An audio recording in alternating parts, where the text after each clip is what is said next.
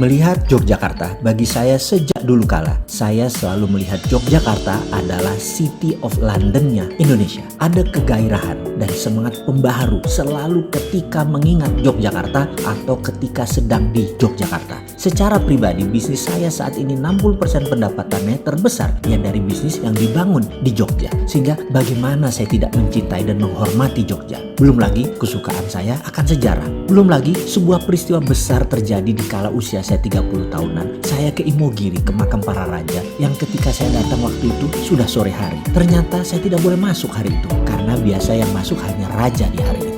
Saya berdua dengan sahabat saya, hanya duduk-duduk santai di sekitaran yang 30 menit kemudian tampak banyak rakyat sekitaran yang hadir memberikan bunga, sajen, dan makanan kecil di pintu masuknya. Sang penjaga pun tampak kaget karena kebiasaan seperti ini biasanya sang raja atau ngerso dalam akan berkunjung. Kok nggak ada yang ngabari? Mereka dengan sigap langsung berdiri sikap sempurna, berjaga dari sebelum maghrib sampai mendekati isya yang ternyata tidak ada yang datang. Ketika saya tanya ada apa, para penjaga tersebut berkata, seperti ada raja yang akan berkunjung di setiap persiapan di sekitaran, namun tidak ada yang ngabari. Jadi mereka bersiap. Karena 2 jam bersiap siaga tersebut, akhirnya kendor juga penjagaan mereka. Dari diskusi sesama mereka yakin raja atau ngerso dalam tidak akan datang waktu itu karena tidak pernah raja hadir di malam hari ke Imogiri. Jadi pasti hari ini tidak akan hadir. Tetapi mereka heran, kok ada yang persiapan seperti ini? Ini untuk siapa? Seorang penjaga yang paling sepuh berkata, dari pagi sampai malam hanya kalian berdua saja yang hadir. Boleh tanya, weton hari lahir kamu apa? Saya jawab, Sabtu Kliwon, yang kemudian dijawab sambil setengah membungkuk menjulurkan jempolnya ke arah pintu makam raja. Oh,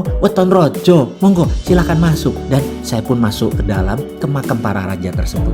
Kemudian saya berdoa sekilas terus pamit dan mereka para penjaga mengawal saya dengan sangat baik, sangat protokoler. Mbak Raja, saya terkesan sekali dan sejak saat itu saya seakan dibaiat sebagai warga Jogja. Kembali ke City of London. Kita semua tahu City of London itu bukan bagian dari United Kingdom, bukan bagian dari UK. City of London dimiliki oleh para bankers dan baron, raja-raja tanah, para bangsawan. Mereka lah pemilik pound sterling dan menerbitkan pound sterling mata uang Inggris. Mereka punya treaty tersendiri dengan UK, hubungan sejarah yang panjang dan rumit. Karena itu ketika Inggris bergabung bersama negara-negara Eropa dulu sebelum keluar lagi, ya namanya Brexit, tidak bisa serta-merta Inggris mata uangnya jadi euro, tetap pakai pound sterling. Ini semua karena ada treaty, perjanjian yang berlaku selamanya, abadi selama ada yang namanya Great Britain, Inggris. Kita semua juga tahu dalam hukum internasional di Den Haag sana, kerajaan Mataram Jogja tercatat dan berdaulat penuh. Mataram direspek oleh Belanda hingga ketika di awal Indonesia berdiri tahun 45-an, Republik Indonesia masih belum diakui PBB. Presiden Soekarno pun menggunakan strategi yang cerdik, mengatakan untuk sementara berlindung di Jogja sebagai ibu kota pemerintahan Republik. Itu simbol.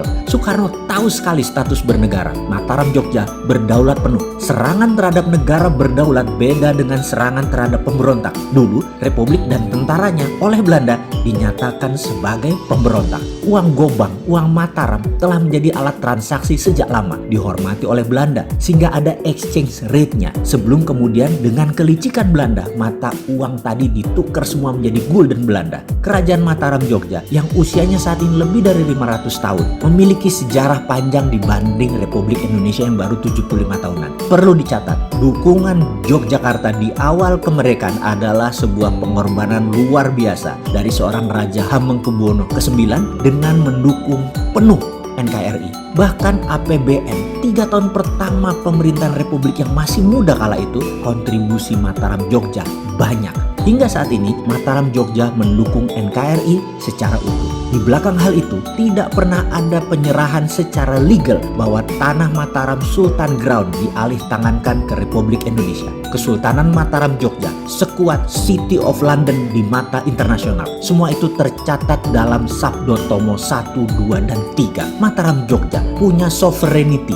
punya kedaulatan yang kuat. Beda dengan provinsi lain, karena itu Jogja disebut daerah istimewa. Saya yakin suatu hari Kesultanan Mataram Jogja atas nama bangsa dan negara Nusantara akan turun tangan lagi secara aktif membangun NKRI ketika semuanya menjadi kisruh, bahkan berani berkontribusi lebih jauh lagi atas nama perdamaian dunia. Mari kita tunggu langkahnya.